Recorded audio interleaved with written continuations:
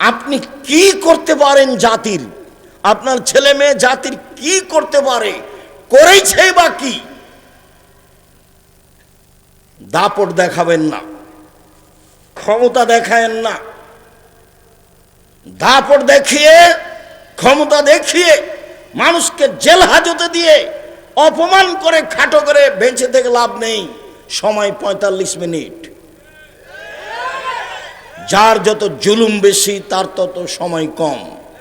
ফেরাউনের সময় কয়েক মিনিট। এই যে ডুবলো, এই যে ডুবলো, এই ডুবলো, আর নাই নাই নাই, ফেরাউন নেই।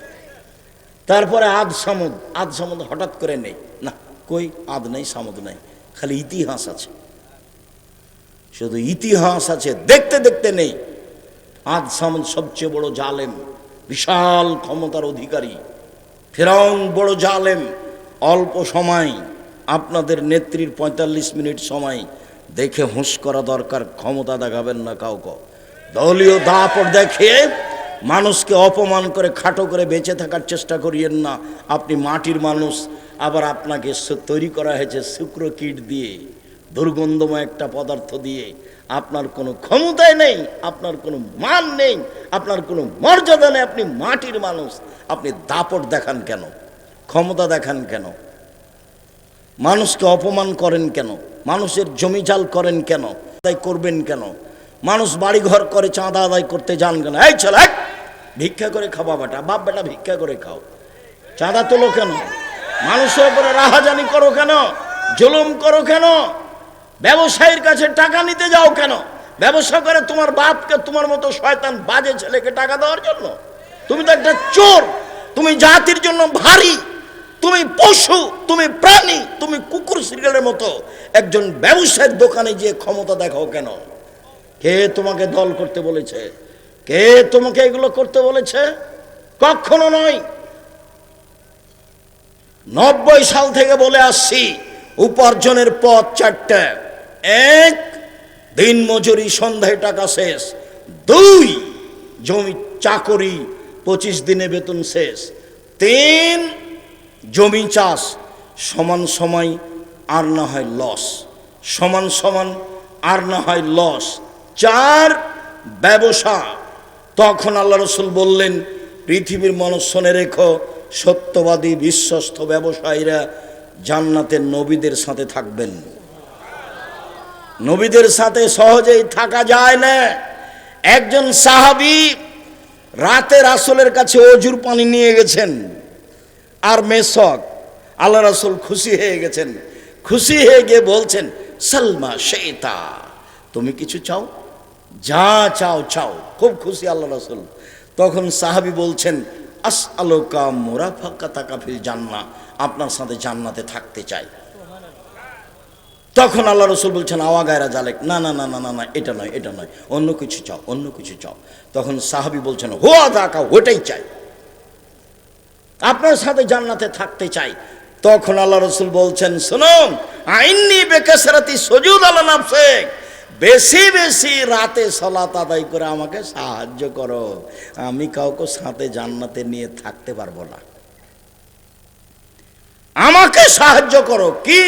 তাহাজ্জুদ পড়ো, তাহলে আমি চেষ্টা করব তোমাকে সাথে নিয়ে থাকার।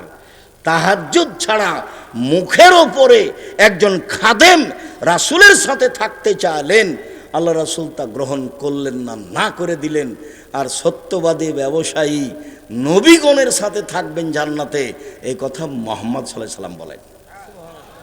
শুধু তিনি বলেননি মুহাম্মাদের সাথে থাকবেন, তিনি বলেছেন সত্যবাদী বিশ্বস্ত ব্যবসায়ী ইব্রাহিম আলাইহিস সালামের সাথে থাকবেন, নূহ আলাইহিস সালামের সাথে থাকবেন, ঈসা মুসার সাথে থাকবেন, সকল নবীদের সাথে থাকবেন। সত্যবাদী সমাজে যারা, তাদের সাথে থাকবেন। শহীদ সমাজে যারা, তাদের সাথে থাকবেন। ব্যবসা কি জিনিস? জুয়ার চুরি করো কেন? চাঁদা উঠাও কেন?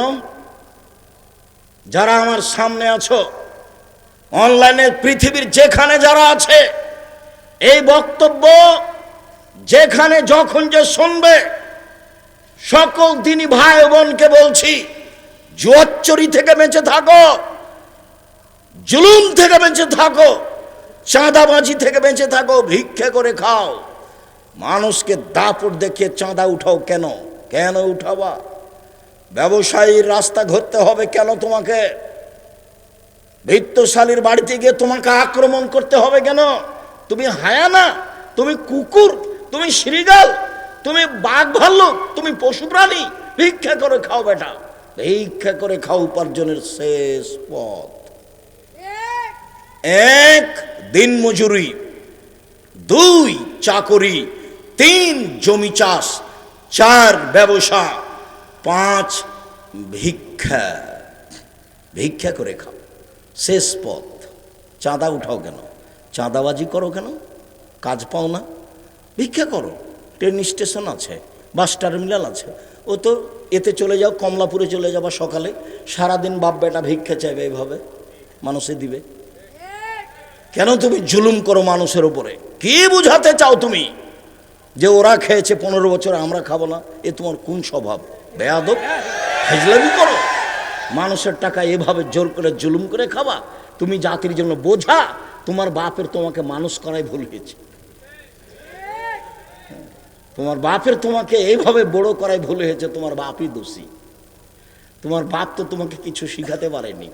বাপ বেটা পশু প্রাণীর মতো হয়ে গেছে। নইলে এমন হলো কেন? বুঝেও বুঝে না ওরা, অন্তর আছে বুঝে না, দেখেও দেখে না ওরা, চক্ষু আছে দেখে না, শোনেও শোনে না ওরা, কান আছে শোনে না। উলায়েকা কালা আনাম, তারা পশু প্রাণীর মতো, তারা গরু ছাগলের মতো, তারা কুকুর শ্রেণীর মতো, বালু মাজাল বরং তার চেয়ে খারাপ। শুনুন সম্মানিত দিনী ভাই বোন, রাসূল সাল্লাল্লাহু আলাইহি ওয়াসাল্লাম বলেন, মান ওয়ালাদালাহু ওয়ালাদুন ফাল ইহসান ইসমাহু, ছেলে মেয়ে লালন পালন করতে হবে আদর্শ পরিবার। ছেলে জন্ম নিলে একটা সুন্দর নাম রাখতে হবে, এটা বাপের জিম্মেদারি। নামটাই খারাপ। নাম এত বড় কেন? 14 লাইনে কেন? পীর নাকি? একবারে বলতে বলতে বলছে গাউসে আজম, তার বলছে অমুক বড় পীর। এ কি? ওই পীরও জানে না ঘটনা কি। যেই পীরের সাথে লম্বা নাম লাগানো আছে ও পীরও জানে না ঘটনা কি। সব শয়তানি। তো তোমার বাপ তোমার নামটা কি রাখতে হবে এটাই তো তোমার বাপ জানে না, তোমার মাও জানে না। দুইজনের জীবনই গরু ছাগলের মতো। তুমি কষ্ট নিও না। তোমার মা কোনো কাজ জানে এটা আমার বিশ্বাস হয় না। দরজাটা বন্ধ করতে জানে না তোমার মা, জ্বালানিটা বন্ধ করতে জানে না তোমার মা। তোমার মা তোমার ছোট ভাইকে দুধ খাওয়াতে জানে না। কোনো একটা কাজ তোমার মা পারে এটা আমার বিশ্বাস আসে না।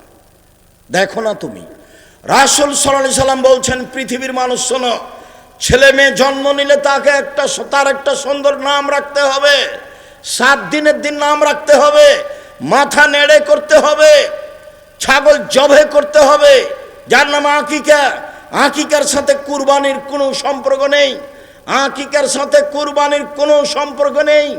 আকিকা প্রয়োজনে ভিক্ষা করে দিতে হবে, আকিকা দিতেই হবে। ওর এটা বাপের জিম্মেদারি। ছেলে হলে 2টা, মেয়ে হলে একটা। 7 দিনের দিনই দিতে হবে। 14 দিনে আকিকা চলে না, 21 দিনে আকিকা চলে না, জীবনে একদিন আকিকা চলে না। 7 দিনের আগে বাচ্চা মারা গেলে আকিকা চলে না। ভুল হিসাব। গরু দিয়ে আকিকা চলে না, উট দিয়ে আকিকা চলে না। 7 দিনের দিন পশু জবাই করতে হবে, মাথা নেড়ে করতে হবে, নাম রাখতে হবে, চুল সমপরিমাণ রূপা তার মূল্য দান করতে হবে। 4টা কাজ সেদিন বাপের জিম্মেদারি। কুরবানির সাথে আকিকার কোনো সম্পর্ক নেই। কুরবানি মানে দামি পশু, কুরবানি মানে দাঁত ঠিক, কুরবানি মানে কান ঠিক, কুরবানি মানে লেজ ঠিক, কুরবানি মানে চোখ ঠিক, কুরবানি মানে পা ঠিক, কুরবানি মানে তরুতাজা, কুরবানি মানে ঝকঝকে, কুরবানি মানে 7 ভাগে 9, একাই। টাকা আছে গরু দিয়ে দিবেন, আরও টাকা বেশি আছে রাজস্থান থেকে উট নিয়ে আসবেন, ষাঁড় দিবেন, না হলে খাসি দিবেন, না হলে ছাগি দিবেন, না হলে ভেড়া দিবেন। কে আপনাকে ভাগে কুরবানি দিতে বললো? খালি দাপট দেখালি হবে? বক্তব্যে একবারে মিম্বারে উঠে বলছে, কে বলছে চলবে না 7 ভাগে কুরবানি? এমন ফাটাই। 7 জন আর 7 পরিবারে এক নয়। মাওলানা আব্দুল্লাহিল কাফিয়াল কোরাইশি অনুমান আজ থেকে 70 বছর আগে বই লিখেছেন, ফতোয়া মাসাইল বইয়ে। মাওলানা আব্দুল্লাহিল কাফিয়াল কোরাইশি রাহিমাহুল্লাহ আজ থেকে 70 বছর আগে অনুমান বইয়ে লিখেছেন, একটি গরুতে 7টি পরিবার অংশগ্রহণ করবে, এরকম কোনো হাদিস আমি আব্দুল্লাহিল কাফিয়াল কোরাইশি জানি না। আর আমি আব্দুর রাজ্জাক বিন ইউসুফ সাধারণ খাদেম, আমি 97 সাল থেকে শরীয়ত তদন্ত করি, ফতোয়া লিখি। 16 সাল থেকে আমি ফতোয়া বোর্ড পরিচালনা করি। এই লম্বা সময় আমার তদন্তে একটা গরুতে 7টা পরিবার অংশগ্রহণ করবে এরকম কোনো হাদিস আমি অবগত হতে পারিনি। 7 ভাগ আর 7 পরিবারে এক নয়, 7 জন আর 7 পরিবার এক নয়, 7 জন আর 7 পরিবার এক নয়। কুরবানি দেন নেকির জন্য, ভাগে কেন দিলেন? বলছে যে আমার ভাগে কলিজা আসেনি। ও বলছে শুধু হাড়হাড্ডি এসেছে। বলছে ওর টাকা হারাম, এর টাকা হালাল। এটা কে আপনাকে করতে বললো এগুলো? এই বিপদ আপনি পড়লেন কেন? সম্মানিত দিনী ভাই বোন, 7ম দিনের নাম রাখতে হবে। রাসূল সাল্লাল্লাহু আলাইহি ওয়াসাল্লাম বলছেন ওয়াদাবাহুতাকে শিষ্টাচার শেখাতে হবে। যত হাদিস আসবে কয়েকটা পেশ করছি ধারাবাহিকভাবে, সবটাতেই বিদ্যার পরে শিষ্টাচার, বিদ্যার পরে শিষ্টাচার, বিদ্যার পরে শিষ্টাচার। ছেলে মেয়েকে শিষ্টাচার শেখাতে হবে। দোকানে এখন দাঁড়িয়ে আছে, আমি কথা বলছি, এটা শিষ্টাচার? এখন আপনার ছেলে দোকানে জিনিস কিনছে, জিনিস আজকে কিনতে হবে? জিলাপি আজকে কিনতে হবে? তুমি বোকা ছেলে, আজকে তুমি বাজার দোকান নিয়ে এসছো কেন? কালকে নিয়ে আসিও। আজকে তোমাকে ব্যবসা করতে হবে, কে বললো? আজকে তোমাকে ব্যবসা করতে হবে। আর আপনি কি করে ওখানে গিয়ে দাঁড়িয়ে থাকেন? আপনার একটু শরম হয় না, ইতস্তবোধ হয় না, হায়াবোধ হয় না, লজ্জাবোধ হয় না? আমি তো আপনার জন্য এসেছি, সেই চট্টগ্রাম থেকে আসছে আপনার সামনে কথা বলবো, সেই জন্য। আপনি কেন ওখানে দাঁড়িয়ে আছেন? শিষ্টাচার কাকে বলে? এই ছেলে, তোমার বোনের এখন নখটা বড় আছে, এটা শিষ্টাচার? নখে নেইল পালিশ আছে। ইহুদি খ্রিস্টানদের পতিতালয়ের মেয়েদের বৈশিষ্ট্য হচ্ছে নখে নেইল পালিশ দেওয়া। ইহুদি খ্রিস্টানদের পতিতালয়ের মেয়েদের বৈশিষ্ট্য হচ্ছে নখে নেইল পালিশ দেওয়া। ইহুদি খ্রিস্টানদের পতিতালয়ের মেয়েদের বৈশিষ্ট্য হচ্ছে নখে নেইল পালিশ দেওয়া। বলো এটা কোন শিষ্টাচার? ভুরু তুলে চিকন করা, এটা একটা অভিশাপ। রাসূল বলছেন যে ভুরু তুলে চিকন করে তার উপরে অভিশাপ, তার উপরে অভিশাপ, তার উপরে অভিশাপ। যে দাঁত ছিলে চিকন করে তার উপরে অভিশাপ, তার উপরে অভিশাপ, তার উপরে অভিশাপ। রাসূল সাল্লাল্লাহু আলাইহি ওয়াসাল্লাম বলেন 3 শ্রেণীর মানুষ জান্নাতে যাবে না। তার 1 শ্রেণীর মানুষ হচ্ছে রাজলাতু মিনান নিসায়ে, পুরুষের বেশধারী নারী, যারা পুরুষের জুতা স্যান্ডেল পরে, যারা পুরুষের শার্ট প্যান্ট পরে, যারা পুরুষের পোশাক পরে, তাদের উপরে অভিশাপ, তাদের উপরে অভিশাপ, তাদের উপর অভিশাপ। আপনি ছেলে মেয়েকে কি শিখালেন? কি শিষ্টাচার শিখালেন? শুনুন, নবী রাসূলের বৈশিষ্ট্য 10টি, সব নবীর বৈশিষ্ট্য 10টি, সব নবীর খাসলত, অভ্যাস, শিষ্টাচার 10টি। 1, কাশুসারে মোচ কেটে ফেলা। মোচ ব্লেড দিয়ে চাঁচা যাবে না, মোচ কেটে ফেলতে হবে। 2, এফাউল লোহা, দাড়ি বড় করতে হবে। দাড়ি ছোট করা কাবিরা গুনাহ, চেঁচে ফেলা কাবিরা গুনাহ। দাড়ি চেঁচে ফেললে চোখের পাওয়ার কমে যাবে, দাড়ি চেঁচে ফেললে স্ত্রী মিলনের ক্ষমতা কমে যাবে, দাড়ি চেঁচে ফেললে মহিলার সাদৃশ্য হবে, তখন তার উপরে অভিশাপ হবে। 3, কাসুল আজফারে, নখ কেটে ফেলতে হবে। 4, হালাকুল আনাতে, নাতফুলে বেতে, বগলের লুম উঠিয়ে ফেলতে হবে। নারী পুরুষ একই হুকুম। 5, নিচের লুম পরিষ্কার করতে হবে, ঊর্ধ্বে টাইম 40 দিন। পুরুষ নারী একই হুকুম, যার যেটা সহজ সম্ভব। আপনি ছেলে মেয়েকে কিভাবে মানুষ করছেন? আবু মুসা আশআরী রাদিয়াল্লাহু তাআলা আনহু বলেন, রাসূল সাল্লাল্লাহু আলাইহি সাল্লাম বলেছেন, মান কানাত লাহু ওয়ালিদা ফাআল্লামা ফাসানা তালিমাহা ওয়া আদাবাহা ফাসানা তাদিবাহা ফালা আজরুন। কেউ যদি কাজের মেয়েকে বিদ্যা শিখিয়ে দেয়, শিষ্টাচার শিখিয়ে দেয়, কাজের মেয়েকে বিদ্যা শিখিয়ে দেয়, শিষ্টাচার শিখিয়ে দেয়, তারপরে তার বিবাহ শাদী দিয়ে দেয়, তাহলে সে ডবল নেকি পাবে কাজের মেয়েকে। তাহলে নিজের মেয়ে তো আছেই, বিদ্যা শিখিয়ে দিল, শিষ্টাচার শিখিয়ে দিল। তিনি বলেন, পৃথিবীর মানুষ শুনে রেখো, ওই পিতা আমার সাথে জান্নাতে এইভাবে থাকবে। পৃথিবীর মানুষ শুনে রেখো, ওই পিতা জান্নাতে আমার সাথে এইভাবে থাকবে। তর্জনী আর মধ্যমা যেভাবে জমা হয়ে আছে সেইভাবে থাকবো ওই পিতার আমি জান্নাতে। কোন পিতা? যেই পিতা এক আল্লাহ মাহা মেয়েকে বিদ্যা শিখিয়ে দিল, 2 ওয়াদ্দাবাহা শিষ্টাচার শিখিয়ে দিল, 3 জাওয়াজাহুন্না বিবাহ শাদী দিয়ে দিল, 4 আহসানা ইলাইহিন্না মেয়ের সাথে সদাচরণ করলো। সেই পিতা আর আমি জান্নাতে এইভাবে থাকব। একজন সাহাবী বললেন যে আল্লাহ রাসূল, আমি কি চাইবো আপনার সাথে জান্নাতে থাকতে চাই। তখন আল্লাহ রাসূল বলছেন না না না না না না না, এটাই অন্য কিছু চাও, অন্য কিছু চাও। আর এখন বলছেন যে পিতা, ওই পিতা আর আমি জান্নাতে একসাথে থাকব যেই পিতা মেয়েদেরকে 4টা জিনিস শিখায়।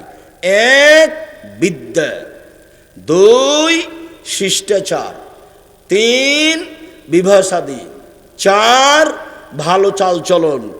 2টা মেয়ের যদি এইভাবে কেউ লালন পালন করে, আমি মুহাম্মদ সাল্লাল্লাহু আলাইহি সাল্লাম আসে একসাথে জান্নাতে এভাবে থাকবো। এ তো কঠিন কথা। আর যখন বললেন কে যদি এতিমের লালন পালন করে, সেই ব্যক্তি আর আমি জান্নাতে এভাবে থাকবো, তো আঙ্গুলে এভাবে ফাঁকা করলেন। দেখো, এতিমের লালন পালনকারীও জান্নাতে আমার সাথে থাকবে, তবে এভাবে। আর 2 মেয়ের লালন পালনকারী আর আমি জান্নাতে থাকবো, তখন এভাবে। তা আপনি কি লালন পালন করলেন মেয়ের, সেটা তো আমরা বুঝলাম। মনে হয় যে রাস্তায় কথা গল্প করছে দোকানের সামনে, আপনি জবাব দেন। ফ্যাশন বোরকা পরে এসেছে, ফ্যাশন বোরকা পরে এসেছে, দেবরের সাথে এসেছে, দেবরের মোটর সাইকেলে এসেছে, বন্ধুর মোটর সাইকেলে এসেছে। ভূমিকম্প তো হবেই, ভূমিকম্প স্বাভাবিক। 3টি কারণে ভূমিকম্প হয়, 3টি পাপের কারণে 3টি বিপদ হয়, 3টি পাপের কারণে 3টি বিপদ হয়। 1 ভূমিকম্প হবে, 2 সন্ধ্যায় ছিল মানুষ, সকালে হবে শোর বানর, 2 সন্ধ্যায় ছিল মানুষ, সকালে হবে শোর বানর, 3 সমস্যা নেমে আসবে। মসজিদে মারামারি, মাদ্রাসায় মারামারি, জমি জায়গায় সমস্যা, সর্ব জায়গায় সমস্যা, দলীয় দাপট, মারামারি, হইচই, জেল হাজত, কেউ কাউকে মানে না। সমস্যা নেমে আসবে, এই 3টে জিনিস নেমে আসবে 3টা পাপের কারণে। 1 এই যা শারিবুল খুমরা, যখন মানুষ নেশাদার দ্রব্য পান করবে তখন এই 3টা বিপদ নেমে আসবে। 2 জাহারাতিল কায়নাত, মেয়েরা যখন নাচবে। স্কুল চলে না মেয়ে নাচানো ছাড়া, 16 ডিসেম্বর চলে না মেয়ে নাচানো ছাড়া, 26 মার্চ চলে না মেয়ে নাচানো ছাড়া, 21শে ফেব্রুয়ারি চলে না মেয়ে নাচানো ছাড়া। দিবসই হারাম, দিবস শিরক। 16 ডিসেম্বর শিরক, 26শে মার্চ শিরক, 21শে ফেব্রুয়ারি শিরক, জন্মদিবস শিরক, মৃত দিবস শিরক। কোনো দিবসই নাই দুনিয়াতে, মাত্র 2 দিন, ঈদুল আজহা, ঈদুল ফিতর। শুনুন সম্মানিত দিনী ভাই বোন, বলছিলাম জাবির রাদিয়াল্লাহু তাআলা আনহু বলেন, সফর থেকে আসছিলাম, আল্লাহর নবী বললেন থামো, মদিনায় সকালে প্রবেশ করব, এখন নয়। তখন জাবির বললেন, আল্লাহর নবী, আমি নতুন বিবাহ করেছি, আমাকে বাড়ি যেতে অনুমতি দেওয়া হোক। আল্লাহ রাসূল বললেন, তুমি নতুন বিবাহ করেছো, কুমারী মেয়ে বিবাহ করেছো না তালাক প্রাপ্তা মেয়ে বিবাহ করেছো? আমি কুমারী মেয়ে বিবাহ করিনি, তালাক প্রাপ্তা মেয়ে বিবাহ করেছি। আল্লাহর নবী, আমি বেশি বয়সের মেয়ে বিবাহ করেছি 4টা কারণে। আমার আব্বা উহুদের যুদ্ধে শহীদ হয়েছেন, 9 জন মেয়ে রেখে। আমার 9 জন বোন আছে। আল্লাহর নবী, আমার আব্বা উহুদের যুদ্ধে শহীদ হয়েছেন, 9 জন মেয়ে রেখে। আমার 9 জন বোন রয়েছে। আকরাহনা তাযাওয়াজা মিসলাহুন্না, তাদের সমবয়সের মেয়েকে বিবাহ করা আমি পছন্দ করিনি 4টা কারণে। তাদের সমবয়সের মেয়েকে আমি বিবাহ করা পছন্দ করিনি 4টা কারণে। 1 লিতুআল্লিমাহুন্না, আমার স্ত্রী যেন আমার বোনদেরকে বিদ্যা শিখাতে পারে। 1 আমার স্ত্রী যেন আমার বোনদেরকে বিদ্যা শিখাতে পারে। 2 বলে তুআদ্দিবাহুন্না, আমার স্ত্রী যেন আমার বোনদেরকে শিষ্টাচার শিখাতে পারে। কম বয়সের মেয়ে হলে শিষ্টাচার শিখাতে পারতো না, আমি বেশি বয়সের মেয়ে বিবাহ করেছি যাতে করে আমার বোনদেরকে শিষ্টাচার শিখাতে পারে। 3 অরে তুরাজ্জালাহুন্না, যাতে করে আমার স্ত্রী আমার বোনদেরকে পরিপাটি করে সাজগোজ করে রাখতে পারে। 4 বলে তাকুমা আলাইহিন্না, যাতে করে আমার স্ত্রী আমার বোনদেরকে পাহারা দিতে পারে। মা মানে 1 বিদ্যা শিখাবে, 2 শিষ্টাচার শিখাবে, 3 পরিপাটি করে রাখবে, 4 পাহারা দিবে। মেয়ে তো এখন ঘুরে বেড়াচ্ছে ফ্যাশন বোরকা পরে, মা কি পাহারা দেয়? ও মা, ওর বাপে বিবাহ দিয়েছে তাই স্বামীর কাছে গেছে তাই বাচ্চা হয়েছে সেই জন্য মা। কে বলেছ মা? মা তো পাহারাদার, মা তো হলো পাহারাদার। আমি কম দুঃখে বলিনি ওকে খালা বলো, মা বলিও না। ও মায়ের যোগ্যতা রাখে না, ও মা তো অবশ্যই মা তো 100 এখান থেকে তো ফিরে আসার কোনো পথ নাই, নিরুপায় হয়ে বলেছে যে তুমি একে মা বলিও না, খালা বলো। কেন? দায়িত্ব পালন করেনি। তুমি তোমার আব্বাকে চাচা বলো, তোমার আব্বা দায়িত্ব পালন করেনি। সম্মানিত দিনী ভাই বোন, রাসূল সাল্লাল্লাহু আলাইহি ওয়াসাল্লাম বলেন, মাসালু জালিসি সালেহে কা সাহেবিল মিসক হামিলিল কিরে। পৃথিবীর মানুষ শুনে রেখো, ভালো সঙ্গীর উদাহরণ আর মন্দ সঙ্গীর উদাহরণ। পৃথিবীর মানুষ শুনে রেখো, ভালো সঙ্গীর উদাহরণ আর মন্দ সঙ্গীর উদাহরণ কামারের মতো আর আতরওয়ালার মতো। আপনার ছেলের বন্ধু যদি আতরওয়ালা হয়, তাহলে আতরওয়ালা আপনার ছেলেকে আতর এমনিতেই দিবে, নইলে আপনার ছেলে কিনে নিবে, নইলে তার পাশে থাকলে সুগন্ধি পাবে। তার মানে আপনার ছেলের বন্ধু যদি ভালো হয়, ছেলে ভালো হবে। আপনার মেয়ের বান্ধবী যদি ভালো হয়, আপনার মেয়ে ভালো হবে। আপনার ছেলের হাতের মোবাইলটা যদি ভালো হয়, তাহলে আপনার ছেলে ভালো হবে। আপনার ছেলের সবচেয়ে কাছের বন্ধু হলো মোবাইল, আপনার মেয়ের সবচেয়ে কাছের বান্ধবী হলো মোবাইল। এ মানুষকে ধ্বংস করেছে, জাতিকে ধ্বংস করেছে। রাসূল সাল্লাল্লাহু আলাইহি ওয়াসাল্লাম বলছেন, পৃথিবীর মানুষ শুনে রেখো, আমি আশঙ্কা করে যাচ্ছি আমার উম্মত গোপন পাপে লিপ্ত হবে, এটা আমার ভয়। আমি জাতির সামনে আশঙ্কা করে যাচ্ছি আমার উম্মত গোপন পাপে লিপ্ত হবে, এটা আমার ভয়। যেটা দিন রাত মানুষ গোপন পাপে লিপ্ত, ওই ঘরে তুমি দেখো ল্যাংটা মেয়ে মোবাইলে, ওই ঘরে তোমার বোন দেখে ল্যাংটা মেয়ে মোবাইলে, ওই ঘরে তোমার মা দেখে, ওই ঘরে তোমার বাপ দেখে, পুরো বাড়িটা জেনাই সয়লাভ, জেনার বন্যা।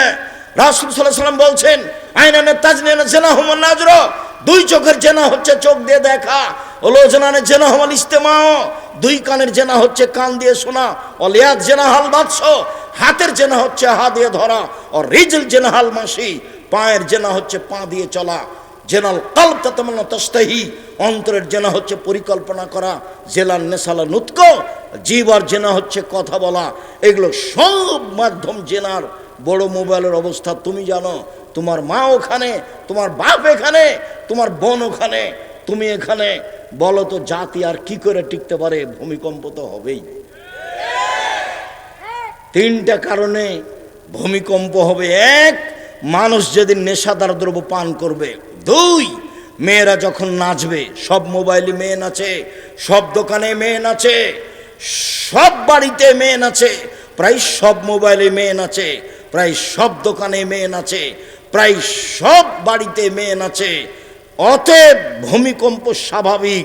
3, ওরা যারা বিল মাজিব, বাদ্যযন্ত্র যেদিন প্রকাশ পাবে, বাদ্যযন্ত্র সব দোকানেই চলে, সব মোবাইলেই চলে, সব জায়গাতে চলে। বাদ্যযন্ত্র চিরদিনের জন্য হারাম। আপনার বন্ধু, ছেলের বন্ধু যদি কামার হয়, কর্মকার, পাশে বসে থাকে, আগুন ছিটে আসলে কাপড় জ্বলে যাবে। যদি আগুন ছিটে না আসে তো ধোঁয়া আসবে নাকে মুখে। কামারের পাশে বসে থাকলে নাকে মুখে ধোঁয়া আসবে না, এই কথা যেমন মিথ্যে, আপনার ছেলের বন্ধু খারাপ, আপনার ছেলে খারাপ হবে না, এই কথা তেমনি মিথ্যা। কামারের পাশে বসে থেকে নাকে মুখে ধোঁয়া আসবে না, এই কথা যেমন মিথ্যে।